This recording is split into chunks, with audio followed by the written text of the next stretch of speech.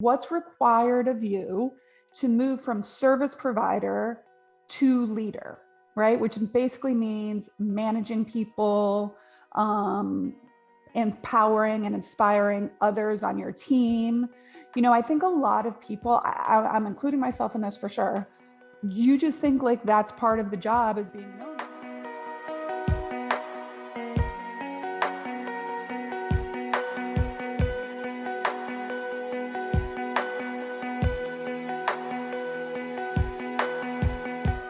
Well, hello there.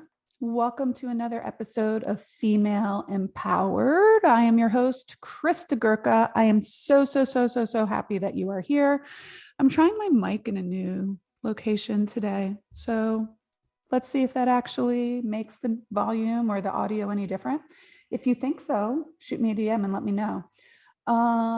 Today, we're going to be chatting about what's required of you as a business owner to move from service provider to leader, which if you're going to be growing your company or your business even a little bit, may be a requirement for you. All right. Sorry about that.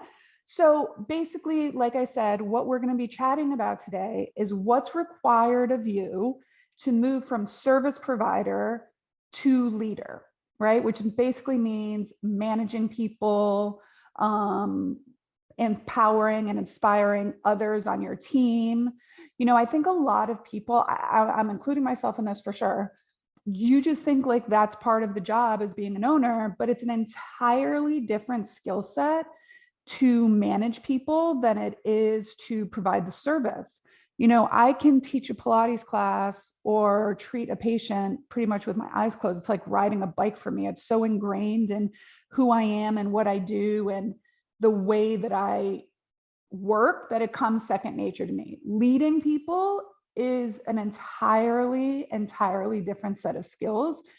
And to be honest, most entrepreneurs don't make great leaders. Now, this is a generalization, but most entrepreneurs don't make, because we're like the founders, especially if entrepreneurs were the founders of their company, is because we are this like, it's kind of like this founder's paradox where we sit in this like grit, hustle kind of mindset because we're the type of people that can get it done. We see the possibility and we always keep moving. And that doesn't always make for great leaders and managers. All right, because they have to have other people, in mind. There's other people involved, and being a bull in a china shop is really not a great strategy for being a great manager, at least in my opinion. And again, this is my podcast, so I get to share my opinion. On the podcast a while ago, or if you're following me live on Instagram or Facebook, we just chatted about what's required of you to level up to surpass $300,000 in revenue in your business. This is another one of those milestones that I think is really important, moving from service provider to leader. All right. Because like I said, if you don't kind of become the person you need to become or learn the skill sets, or at least recognize that this is not in your skill set and you need to hire out for this, you're just going to continue to butt your head against the wall and basically form a huge bruise on your forehead, which ain't really attractive. So good leaders, well, not good, effective leaders must really understand how to develop leadership skills, not only in yourself, but how do you develop leadership skills in your employees? You should understand that developing your employees is now one of the most important roles you have in your company now. All right. Once you become a leader and a manager, it's developing the people that are around you that it should be one of your top focuses. All right. Longtime GE General Electric CEO, Jack Welch, there's a lot out there about him. If you've never heard of him, look him up. If you've read, there's been a lot of different stories out there about him, but he's known as like one of the forefathers of like CEO, management, all of this kind of stuff. And he said, before you become a leader, when you're that service provider, success is all about growing yourself, right? After you become a leader, success is about growing others. So when we're starting our business, we're honing our skills as like the practitioner. How can we get better at doing the classes? How can we structure the programming better? How can we create a product that is something people want to come back for? When you become a leader, all of that focus should be on how do you develop your leaders now? How do you develop leaders internally within your organization? It has been the most difficult level up for myself in the 14 years of business. And one of the reasons I think I kind of hit this stalemate or plateau was because I sat in this for a long time without really recognizing that what needed to change was myself. I needed to level up into a different person and acquire these new skills in order to be the kind of leader that my company needed. All right. So that's basically what we're going to talk about today. We call this point in our business sometimes hitting the ceiling. That's from the book Traction. Hitting the ceiling means that you're at the top of where you can go and something is stifling your growth. What I like about ceiling is that you can see the possibilities ahead of you, especially if it's a glass ceiling, but you're just like stuck there for some reason you can't push through. And it's usually because you as a business owner sometimes have to level up into this other person. All right. It's kind of like, have you ever had a plant? I mean, I'm not a horticulturist. I kill foliage for breakfast, basically. But have you ever had a plant that someone gives you? This happened to us, actually. Someone gave us a lucky bamboo. Bamboo is supposed to be lucky when someone gifts it to you.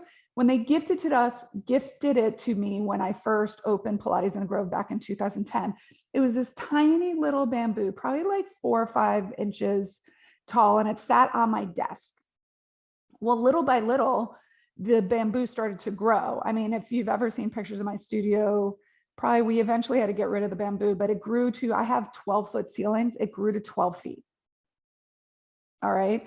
So it was amazing, but there was a period of time where like, I didn't really, again, I'm not a horticulturist. I didn't really realize I had to take it out of the pot. So it was dying. I was killing itself. It was killing itself because the roots had nowhere to go. So it's the same thing in business. If you don't take that lucky bamboo out of its pot and repot it, it's just going to continue to die. So sometimes when you hit the ceiling, you have to, there's that term like let go or be dragged. You have to let go of the vine and figure out what you need to do to level up into a leader. And these are the leadership abilities. I talk about 5. Again, this is also from Traction. Excuse me. 5 leadership abilities that when you find yourself hitting the ceiling, you have to kind of decide which of these disciplines do you need to improve to become a better leader, right? So your growth as a company, as an individual, is directly proportional to your personal and professional development. I'll say that again. Your company's growth is directly proportional to your own personal and professional development and your ability to live in the uncomfortable. So, are you able to simplify? How well can you simplify? So as an entity grows, so does the amount of information, details, and units and people talking to you. I did this kind of diagram for my team one time when again, I was becoming the bottleneck and everything was going through me. And at the time, I think we had 17 employees. If each one of those people came to me with something once a week, 17 touch points directly to me, then me solving the problem and having to do 17 touch points out to the rubric was like basically chaos. Okay. So again, how can we make things more simple, right? There's a difference between working hard and making it hard. So what we need to do, we can work hard, but we should be making things simple. Can you simplify the messages, the processes, the structure, the vision, and all the communication? Is it as simple as possible? That KISS method, keep it stupid simple, very specific. So how well do you simplify tasks that needs to be done? Or are you creating work for the sake of creating work and making it harder than it needs to be? How well do you delegate? All right. How well do you elevate people on your team and delegate to them. This is where we really need to get really, really, really good as a business owner, elevating people on our team and delegating to them. All right. You only have 100% of your working time. And if it takes 120% to do the job well, you must delegate that 20%. As CEOs, okay, we should be spending 80% of the time on the 20% of tasks that are going to drive the revenue in our business. So the people that you delegate to should be the right people. They should have the capacity to do it, right? And this is where we need to learn to let go of the vine, let go and be dragged. It's fine if it's not perfect.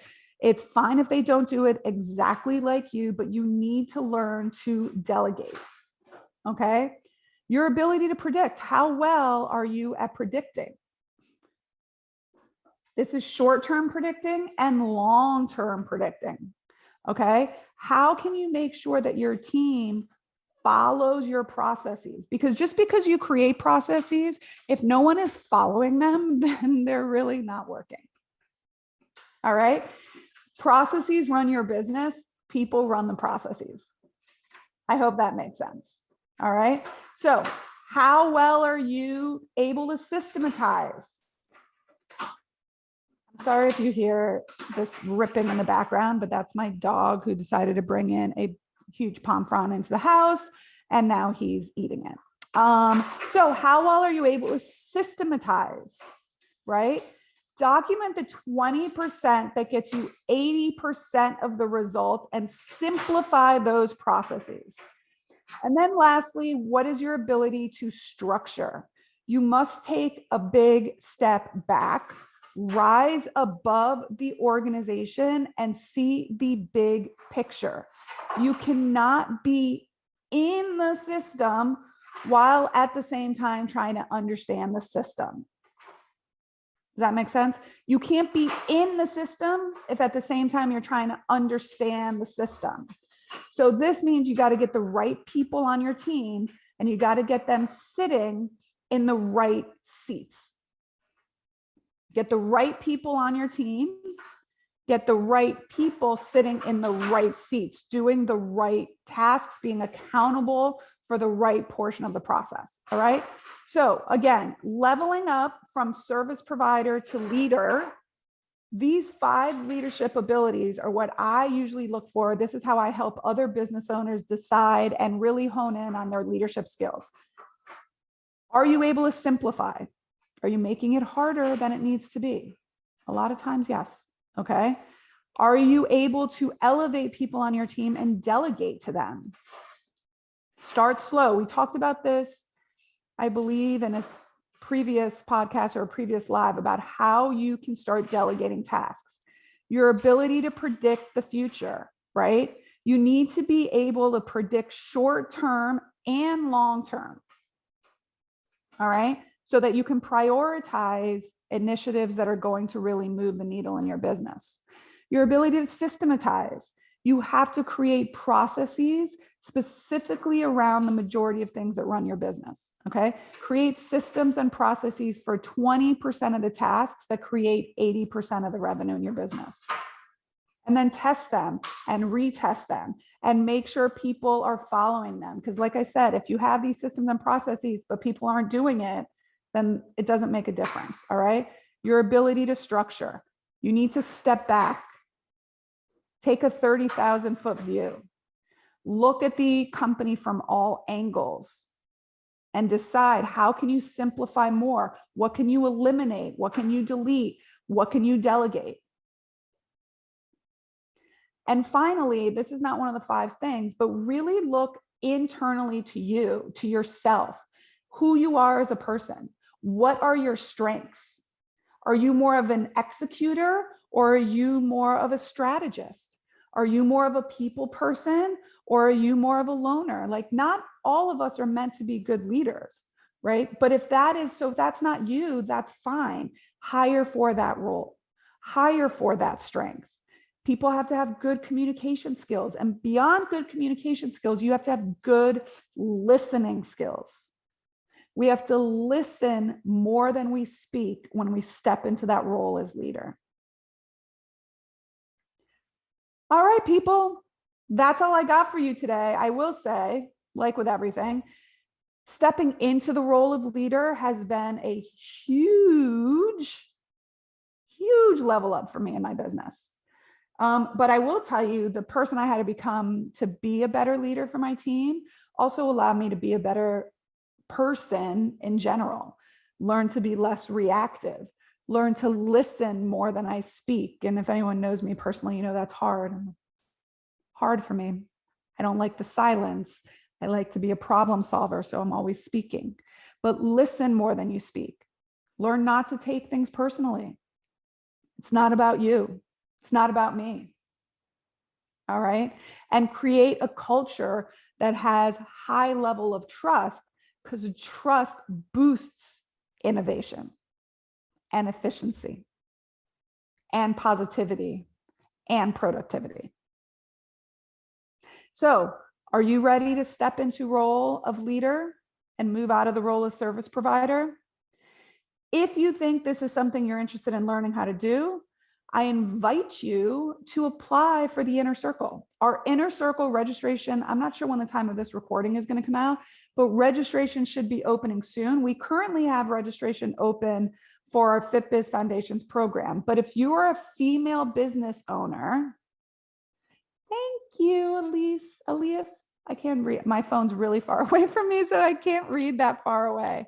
Thank you. I will continue to put out great content.